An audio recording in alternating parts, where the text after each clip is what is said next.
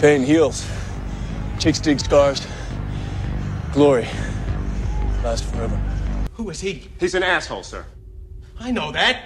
What's his name? That is his name, sir. Asshole. Major asshole. The most important decision you can make right now is what do you stand for, Danny? Goodness or badness?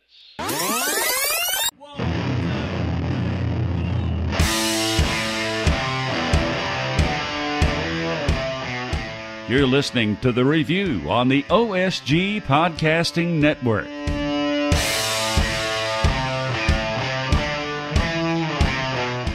Hello, everybody, and welcome to another episode of The Review. It's the Online Sports Guys College Football Podcast featuring, yep, you guessed it, the Online Sports Guys. With me, of course, OSG Nelson. I am OSG Phil. Joining us a little later in the show will be Brother Wilkie, Jay Wilkerson 16, who will talk about outgoing ACC commissioner and arguably college sports legend John Swofford. Yep.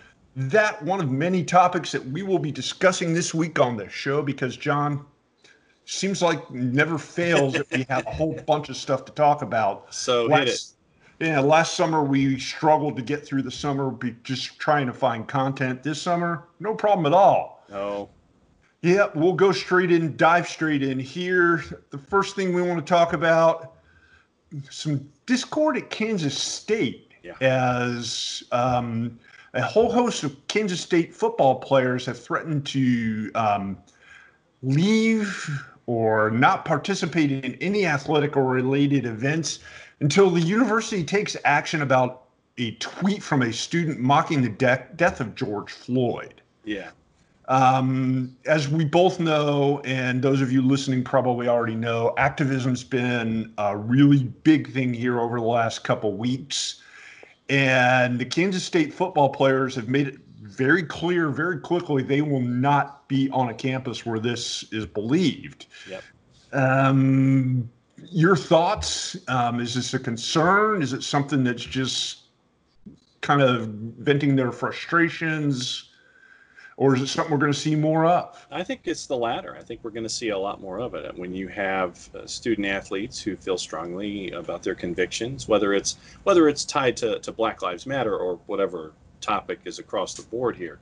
In this particular case, having to do with the death of George Floyd, and if you, as a student athlete at Kansas State, feel that kind of opinion should not stand, you're going to make one of your own. So not surprised that the student athletes at Kansas State feel this way.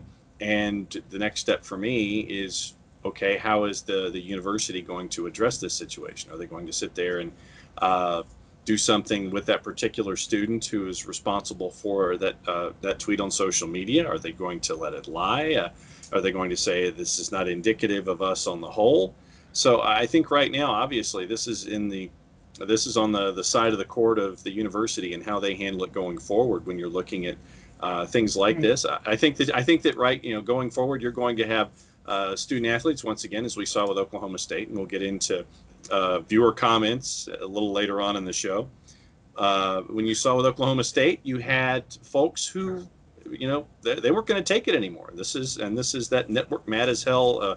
Howard Beale moment. They're mad as hell. They're not going to take it anymore. And so you're seeing things like this at Kansas State. I think that this is another instance of this, and it just so happens to be in the center of the country again. Yeah, and the school released a statement late on Saturday saying that the school president, university leadership, and the athletic department all stand behind all their athletes and the stance that they're making. Okay. The school's already launched an investigation. They've condemned racism and bigotry in all forms. They are trying to see what their options are, what they can do. And it's a complicated issue. The student who made the statement apparently represents a group that's not registered on campus. So I'm not sure exactly what the school can do. It's going to be a conundrum. It's something that at least both the school and its athletes are on the same page and looking to deal with in the best way that they possibly can. And unfortunately, it's kind of dovetailed into a little bit of a legal matter already. So we'll kind of see where this goes. It's still a developing story. A lot more to be said on this over the course of the next week or so. Really quickly, while we're on the topic, I want to mention that the University of Alabama and head coach Nick Saban came out also with a super strongly worded video about their thoughts on anti-racism and how it should be handled and dealt with. And big statement there in a place, Alabama, where there's been a lot of back and forth on the subject matter. Good thing by the coach, good thing by his players, and I'll find a clip of the audio to play for you guys here really when I edit the show as well. We are human beings first.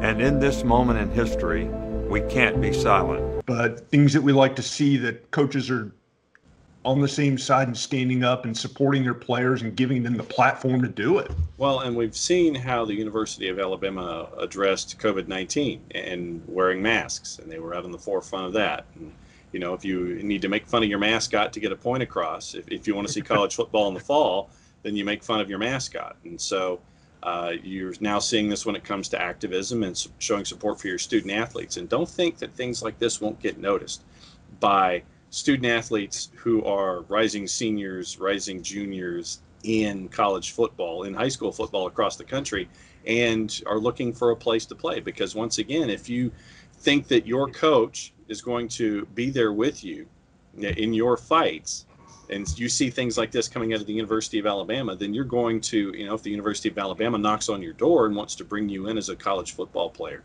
then you're going to listen, because this is just another added element to what we've known in the past. Yes, winning championships, yes, getting education, things like that, but now you have the backing of your coach when it comes to your own activism. And I think that we're going to see more of, if those student athletes will be gravitating toward those coaches who are showing support for their student athletes here present day.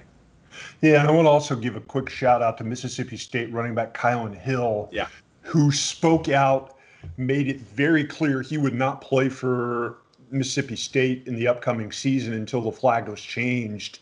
And lo and behold, the state legislature, both bodies took up the issue. There's a proposal on the table to make that exact change. Mm-hmm. Good on him. It took him and some of his teammates speaking up to get the ball moving. Total applause for that. Gotta love it. Yep. Progress is being made. Sometimes it's quick, sometimes it's not so quick, but it is happening. Mm-hmm. Speaking of change, a lot of talk over the course of the last couple of months about COVID-19 and its impact on college football. Will we, won't we, could we have a college football season? The latest news being 14 more positive tests for the Clemson Tigers, 37 in all. This could be a potential big problem here. As much as we're looking and hoping that college football is going to get the wheels back on and started, we're seeing a whole lot of cases starting to pop up here on campus. Granted, they're not serious, but they are cases, and the potential for spread just grows exponentially with each case. Yeah, and so here's how, once again, I will continue to address this issue. Anything that you hear, black helicopter or otherwise, about herd immunity, don't get into this, because we're now seeing stuff come out from departments of health about age groups that are affected, and the notion that if you were an individual and you contracted it, then you'd be okay going forward. Now we're seeing departments of health that are sitting there and saying, okay, well, just because you've gotten it once, this thing has mutated and it's doing certain things certain ways. So don't bank on the notion, the fact that you've gotten it once, that you can't get it again. It can't come back worse, or it can't come back in any form. So put herd immunity aside and just put it over there. Well, and to me, the bigger issue is the whole premise that it's not so much that a 20-year-old's going to perish from the disease, although they might end up being very sick from it. Yeah. It's the idea of passing it on, and that's the part that nobody seems to understand. Yeah, and at the same time, also for the universities, I'm just going to continue. We should probably come out with an OSG T-shirt that just says testing, testing, testing on it. Literally, that should be part of the OSG gear for the college football season. Yeah, with in small letters, don't pass it on. Yeah. So Wear your masks. Remember Nick Saban. Remember that PSA. But the notion is, okay, your athletes, and we can getting when you have your athletes coming into campus, voluntary workouts. Go listen to our previous shows where we've discussed the idea of voluntary workouts, athletes being there and being in contact with each other, and how silly some schools have been when it comes to their implementation of their voluntary workouts as they're heading toward getting practice in the summer. See Kentucky, see Houston, see SMU, and see really pretty much any school short of the Pac-12 who finally who have a testing policy, and the other Power 5 conferences do not. But putting that aside, testing. Once you have an athlete that tests positive, what's your follow-up procedures? How are you going to monitor these athletes? Do they go into quarantine? Do they step away for 7 days? Are they quarantined? What's the quarantine procedure? How disciplined are their friends? How disciplined are student athletes in general when it comes to social distancing, when it comes to sanitizing, washing your hands, taking care of yourself, and taking care of all those around you? Any school that we discuss this about, my number one question coming out from knowing that you're going to have positive tests on campus, what's your follow-up procedures? How are you going to continue to monitor them, keep them as safe as possible, and make sure that they will be healthy coming out the other side of having COVID-19, asymptomatic or otherwise? So that to me is the biggest, that's my biggest flag waving thing here. It's testing, and taking care of them after they've been discussed as a positive. And my reminder being, it's not you, it's somebody, it's the person that you talk to, it's the person you walk by, it's your parents, it's your coaches, it's your teachers, your friends, the family of your friends. It's passing it on. For every one case, you can end up with 15 more like that. Yeah. Speaking of the college football season, already the virus is having a huge impact on schools all over the country, budgets being cut.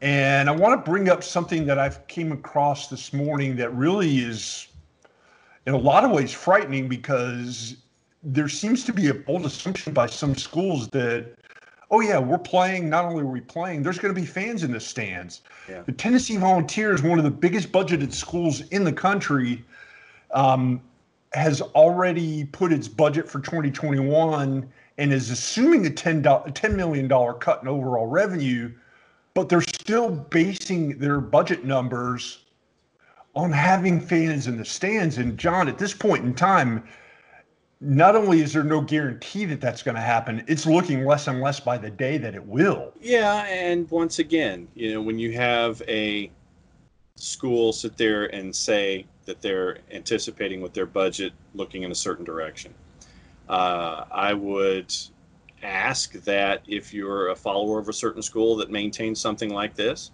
understand that it's going to be decreased capacity. You're not going to have full houses at this point. You're going to have social distancing. So you're looking at the Ohio State plans where they were looking at 25% capacity and things like that at the Horseshoe. Yes, it's going to look strange if we get to that point.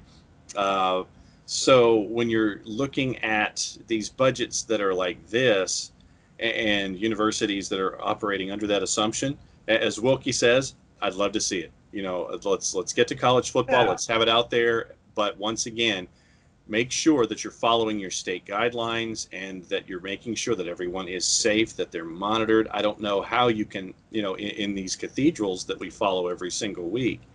For me, are you going to have someone at every gate who's got the shotgun thermometer who's going to sit there and look at you and put it to your forehead and go, nope, you're at 101.2, you can't come in, and then you instantly take them away and get that. So there are a lot of questions right now surrounding that.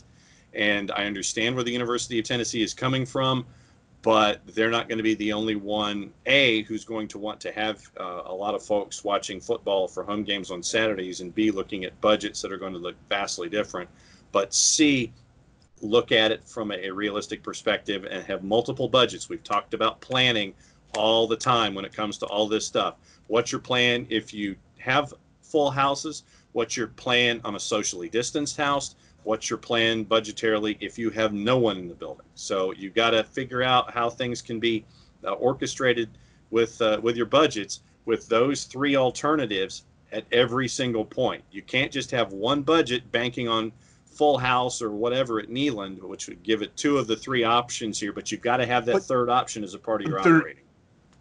According to ESPN.com, John Compton, the chairman of the board of trustees, has said the school could handle it if ticket revenue even winds up 50% lower than they've normally budgeted for. Okay. Which, based on that, you would think you're talking about a half-full Neyland Stadium. Philip Fulmer, the athletic director at Tennessee, says he expects to fill the stadium and they'll adjust as needed. But the university's president says it would have a huge impact on their budget, all of which are what Randy Boyd, the president of University of Tennessee, says is absolutely true. If they could put 50,000 people in Neyland Stadium at this point in time, I would be shocked. Yeah. This is a big problem and something that's going to need to be monitored going forward because there's a lot of reliance on something that may not necessarily be there. And it doesn't sound like the Volunteers have a big contingency plan, as it will. Speaking of budget cuts, another school cutting its athletic budget, the Washington Huskies have announced they'll drop their budget by 15% this year. Yeah. And their head coaches have agreed to take a 5% pay reduction, saving the school, according to the Associated Press, roughly about $13 million. Won't impact the athletic programs at this point in time, but they are anticipating a financial toll. Yeah. Just keep an eye on it because you're looking at all the Power Fives, and as we get closer and closer to what the season's going to look like, don't be surprised if you continue to see more stories like this. But it's how these universities and these conferences handle it after that announcement is made. What is your budget? What are your adjustments? And the trickle-down effect for me in all of this are the non-revenue sports. Is the NCAA going to end up doing something involving Title IX and waiving that? Because I know that some schools in the Go-Fives were looking to have Title IX and attendance waivers put to the side for a couple of years. What happens to the non-revenue sports and those student athletes? That is another one of the questions that I don't think we're going to like the answers to. We've seen a little bit of it as we've talked about it here in the spring and early summer. We're going to see more of it. So just, once again, that's another story that we're going to have to keep an eye on, the development and the trickle down from all of this revenue talk for revenue that's not going to be there. Yeah, speaking of trickling down, it's already having a huge impact on some of the smaller schools as Morehouse College, one of the historically black colleges and universities here in the metro Atlanta area where we're based, announced this week that they're canceling football. Yeah. For the 2020 season. They're just they're not going to play. They can't afford to play. Yeah. And they're worried about the risk of playing. I'm afraid this is something that you're going to see at that level happen pretty much over the course of the next 3 to 4 weeks, one after another, rapid fire here, because we're talking about schools that struggle just to make their budget on a yearly basis, and Morehouse isn't even going to try to play. They've just said, nah, we're good. We'll save our money and try to play again next year. Well, and think about it from the flip side of this. I mean, think about all of the revenue that you would need on hand to test your student athletes on a regular basis during football season. The Division IIs, the FCSs, the Division IIIs, the NAIAs, every time you grab a swab and you want to get that sample from a student athlete, that's $100 a pop every single time. So multiply that by the number of student athletes you have, in this case football players. Multiply it by the number of football players you have, say 65 or 70. Multiply it by multiple times a week, say twice a week, once a week if you're being on the edges. So you're looking at $6,500 if you have a roster of 65 student athletes times 10, $65,000 if you do it only once a week. If you don't have that kind of revenue laying around, which you and I both know in the smaller schools and the smaller classifications, they can't just crack open a piggy bank and sit there and wave $65,000 at a testing facility to make sure that stuff can get analyzed. I know that this is going to be the first time of many that you're going to have schools like we talked about with Florida Tech, like we talked about with Urbana in Division III, where they just were, wadded up the piece of paper, threw it away, and dissolved it. But Morehouse, if you don't have the money and you can't take care of your student athletes, good on Morehouse for doing it. I also think that if there's a student athlete that believes that they can go and be at an FCS school or be at an FBS school, if they can portal and a school is going to want them to be a part of it, I think they ought to get a free pass in the portal if they're in a situation where a school suspends their program for this year because of COVID-19. Yeah, time for a little marketing here. Don't forget, you are listening to the review on the OSG Sports Podcasting Network. You can find us. We have a free phone app. You can download it. John's showing you.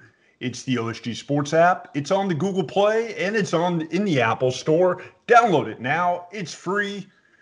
And on social media, you can look us up at OSG Sports on Facebook, Twitter, and YouTube. Real easy to find. Look us up. Chances are, if you're watching it, you've already found us on YouTube. But if you're listening, you could be on Stitcher or Spreaker or any other podcasting network. We're there too. John, as we wrap things up here in the first block, since we're talking financial impact, interesting story coming out of Westwood, California here this week, as Under Armour has decided that they want to pull out what was a record-breaking $280 million apparel deal with UCLA. Yeah. This is mind-boggling. Well, you can look at it one of two ways. If you remember the Nike figures that came out from their fourth quarter loss, you're talking, I want to say, $800 million loss for Nike that was reported for the fourth quarter.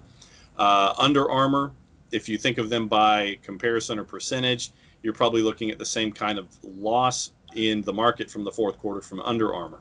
Also, yeah. So, and also you're looking at Under Armour claiming that they were not getting the marketing bang for their buck in this particular contract, and so they're sitting there saying, okay, well, you weren't giving us what you promised us in the contract, so we're going to go ahead and bail, and we're just going to call it a day. And UCLA's like, well, hold on just a sec there, dog. We got a contract that we can figure out here. So I don't know if Under Armour is going to claim some kind of force majeure, which is also seems to be the phrase of the spring. But this one obviously is going to be handled by the lawyers, who are going to be the ones who are really going to be the ones making money in this scenario, because UCLA is going to be losing money. Under Armour already is losing money. The lawyers will be the ones making money. I don't anticipate that Under Armour is going to get out of this unscathed by not having the balance of the 280 extra large just kept in-house. Probably some kind of a settlement somewhere here in the middle. UCLA is probably going to have to go to like New Balance or Russell Athletic or something. Well, imagine if you're UCLA right now staring the potential loss of revenue from COVID and the potential of not playing this football season. And then all of a sudden, the backbone of your financial support right now, your apparel deal, it's like, nope, we're taking that too. Nah, gotta go. That's a huge financial hit.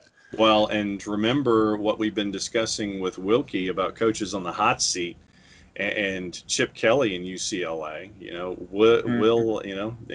That's just something else to add to this dossier. Plus they've got a change in the athletic department with Martin Germán coming on from Boston College, taking over for Dan Guerrero, who's retiring. Right. And that's a whole ball of mess over there.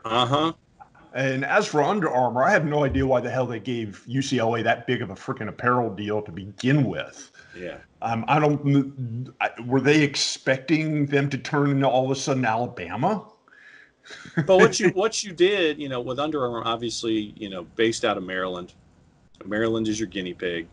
And, since you're an alum there, you have an ACC / now Big Ten, hammer.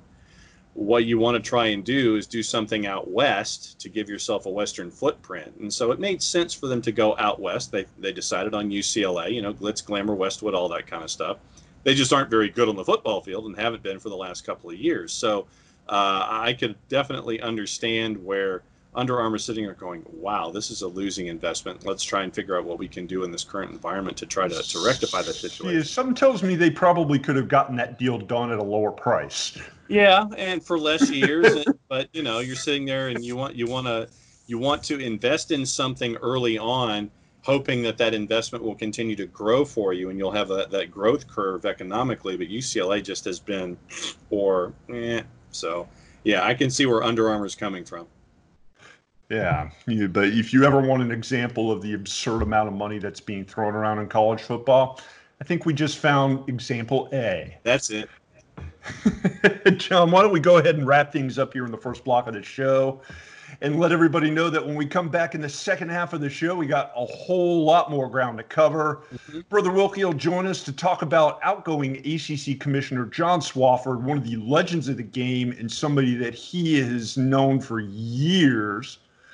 And we'll talk about a new Sooner schooner and a few other odds and ends here in the world of college football as the review continues.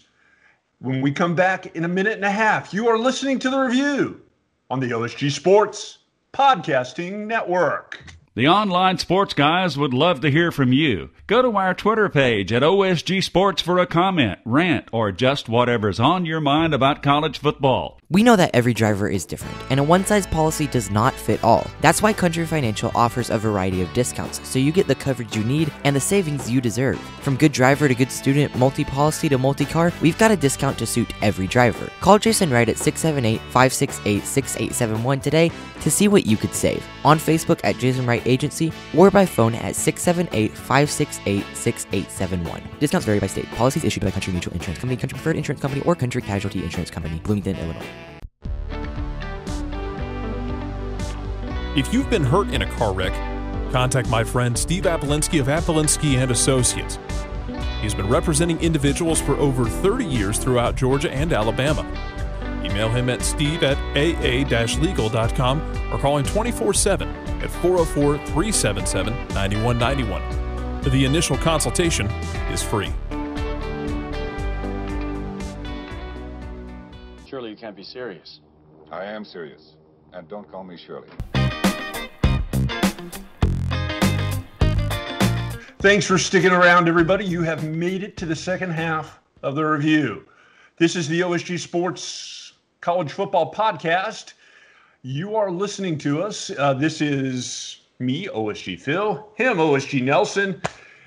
And in a minute, we're going to toss it over to Jay Wilkerson, 16, Brother Wilkie, if you will, who's going to tell us about ACC Commissioner John Swofford, a guy who's been on the job for, seems like forever, John. Yeah. And has had a huge impact as the ACC has undergone some huge change, growing from what we saw as kids as basically a basketball conference that was isolated to the Carolinas and Virginia and that area, to being a conference that really encompasses the eastern part of the U.S. Yep.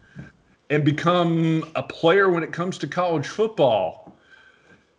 And this is the part where Wilkie joins us and tells us what John Swofford's meant to college sports, what he's meant to his conference, and what he's meant to everybody and anybody who follows the game over the last couple of decades. Wilkie, take it away. When John Swofford took over the ACC in 1993, you could compare the ACC to a small business. There were 8 teams in the league. The ACC had a very high-profile men's basketball and in the non-revenue sports, where they had great success there, especially in sports like golf and soccer and lacrosse. Well, when the turn of the century came, John Swofford, of course, recognized that small businesses could only grow so much, and they had to really expand to compete with the bigger conferences compete against the Big Ten, the SEC, the Big 12, the Pac-12. And to do that, they had to expand outside of their core, which is North Carolina, South Carolina, and Virginia, on into Maryland. And they had to upgrade the football profile. One of the successes Gene Corrigan had, John Swofford's predecessor, was that he brought Florida State in the league in the early 1990s and paid dividends in football with a national championship in 93 and 1999. and as well as Florida State doing well in other sports as well. What had to happen for the ACC to survive was to upgrade the football program. And that's exactly what Swofford had in mind when he expanded in 2003 and brought in Virginia Tech and Miami. And that paid dividends right off the bat. Virginia Tech and Miami, in their first year in the league, met in the final regular season game in the Orange Bowl for the ACC title. This preceded the ACC title game, and they gave the ACC a title game the year before they were supposed to have one. In fact, Commissioner Swofford said that in the winning Virginia Tech locker room when he handed the trophy to Frank Beamer. That was a big positive move. And then as the years go by, the football profile was starting to upgrade, and the ACC was starting to be recognized for that. It was not only the programs they brought in with the expansion, but it was also the quality of coaches that were now starting to come into the ACC. You had some high-quality coaches now looking toward the ACC as not as a stepping stone job, but as a destination job. Upgrading the football program, the football profile of the ACC was a priority, and it's one that John Swofford definitely improved upon. He was a football player himself in North Carolina. Yeah, the ACC benefited from his leadership. They have gone from a small business to now a large corporation, if you're going to compare it to Wall Street. The big thing about that is, while they're a large corporation now, they never lost their core value. Even though they've expanded outside the Carolinas and Virginia and now stretch the entire eastern seaboard from Boston to Syracuse, New York, to Pittsburgh, through the Carolinas and Virginia, and down to Florida now.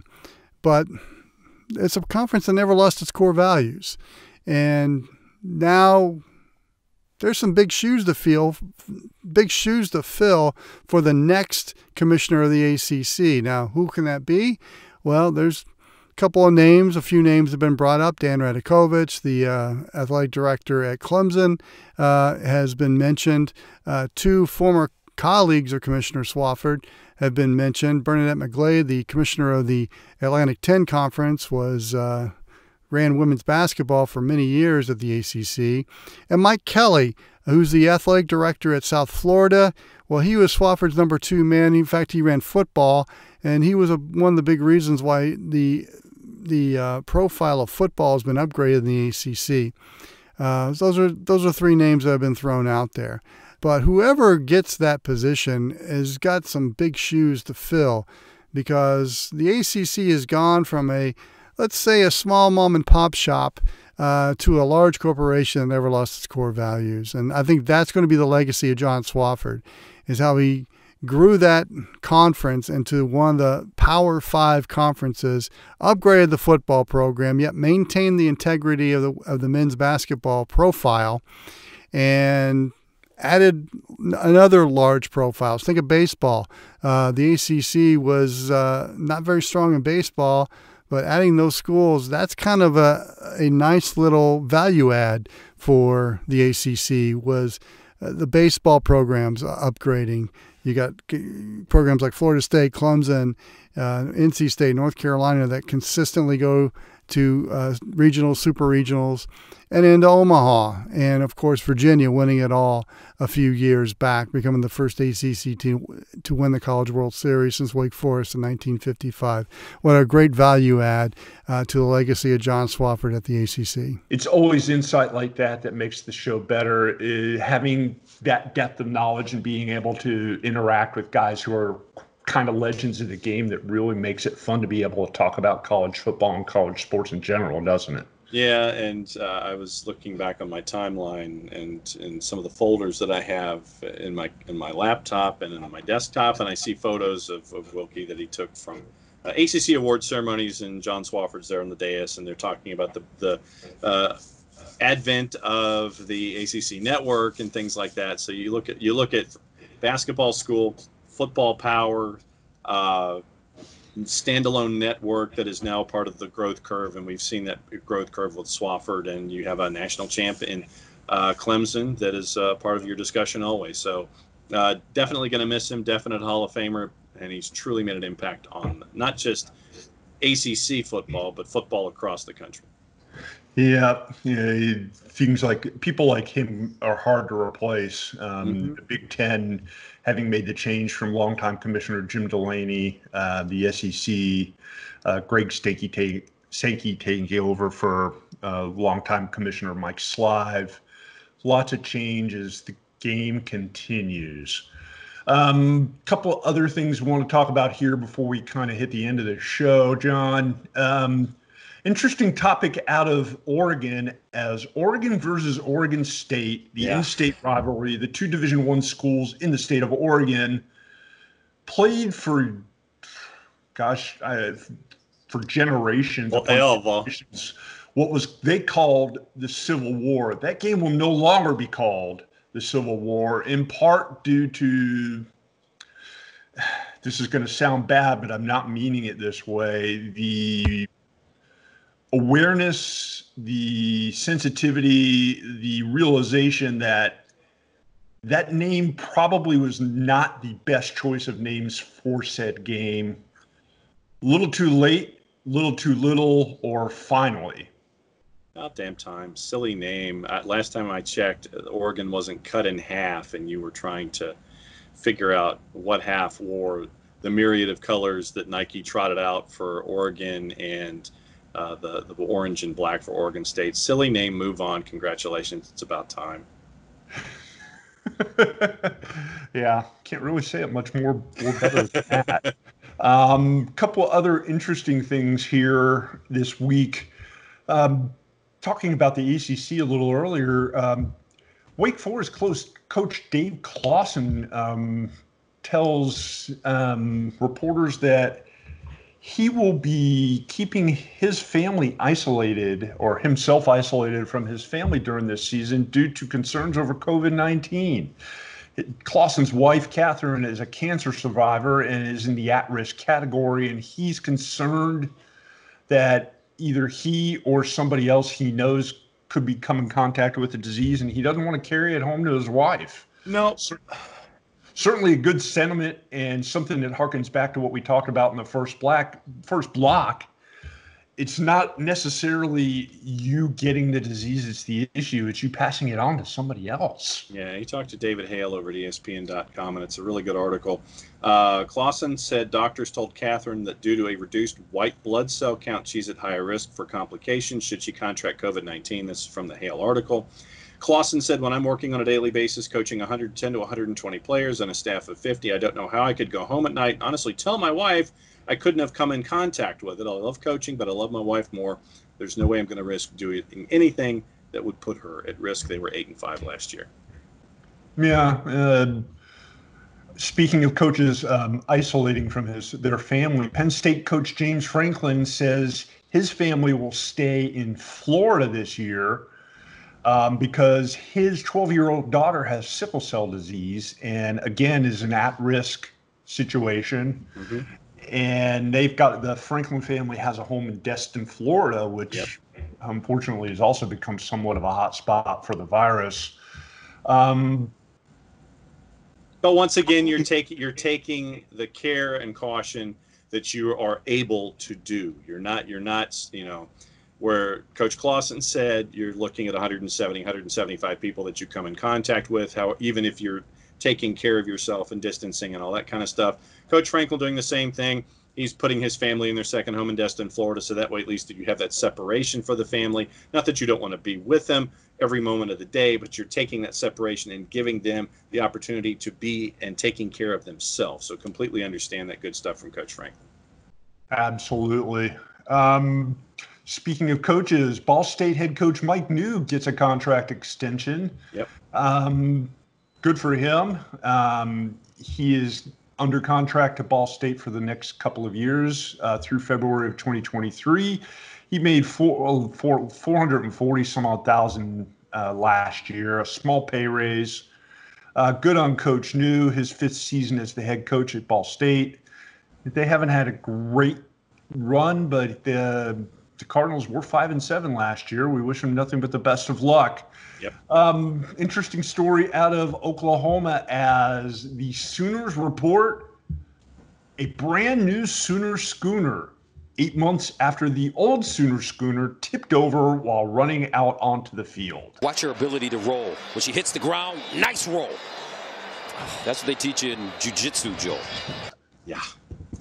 It makes you wonder if it's got a wider wheelbase, if it's aerodynamically efficient, if it can take a curve a little better.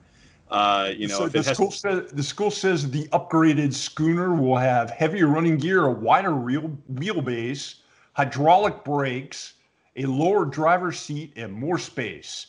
Every aspect of the new Sooner schooner was constructed with increased stability in mind. Yeah, which is what you definitely need when you have the Sooner schooner running rampant on the field. You need that wider wheelbase so it can take that curve. Oh my God, that thing, I don't know how that thing held up. True story, years and years ago, when I was a photographer in Jacksonville, Florida, my weekend sports anchor at the time was Kurt Menefee. Yes. That Kurt Menefee.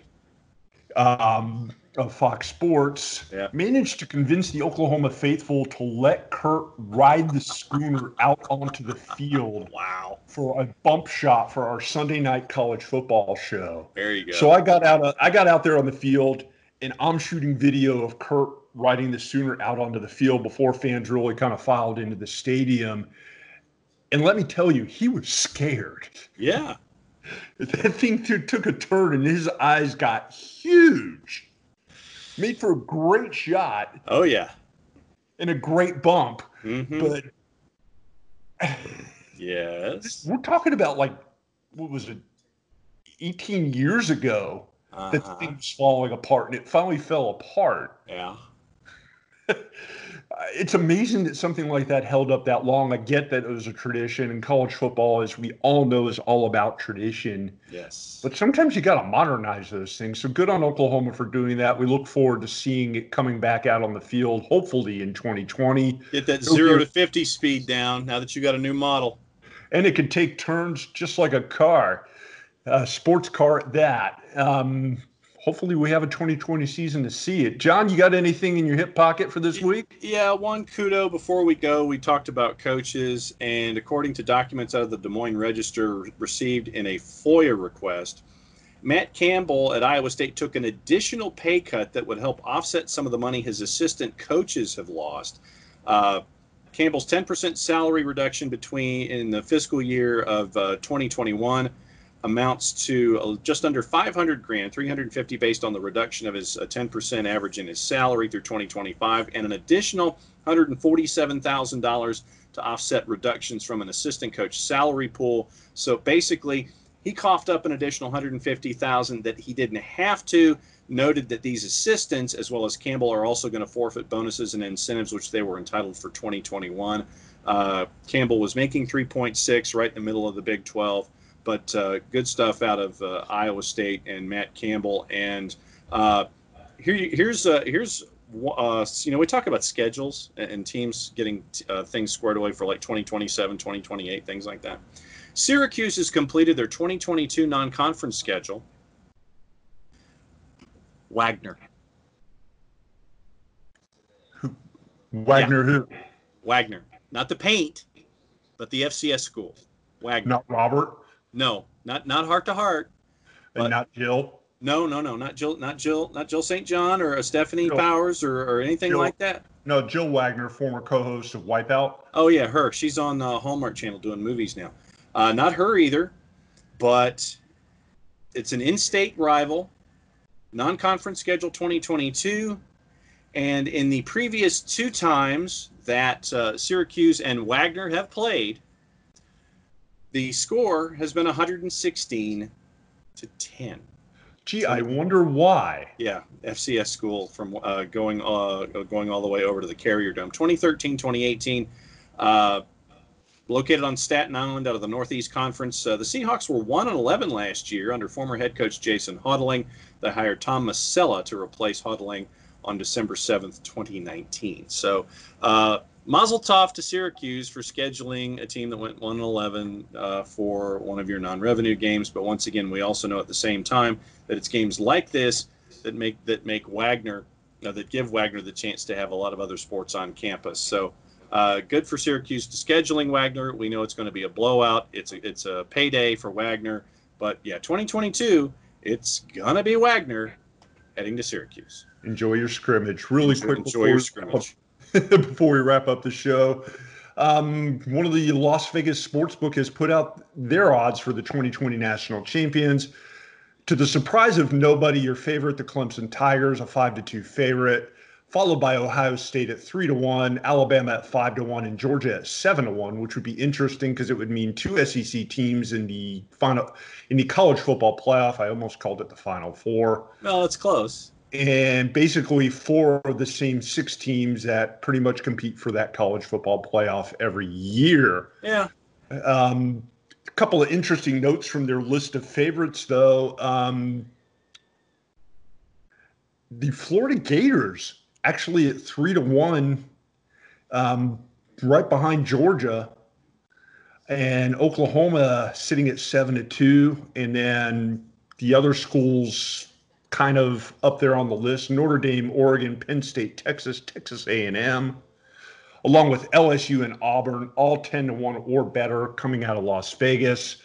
Some interesting stuff to ponder there as we still work through how or when we're going to play the college football season. Basically the same faces in basically the same places, and college football, the beat goes on. John, Yes. Let's wrap up the show here. Why don't you say that? Wrap up the show, Get on with things. Thanks for tuning in, everybody. You have been listening to the review.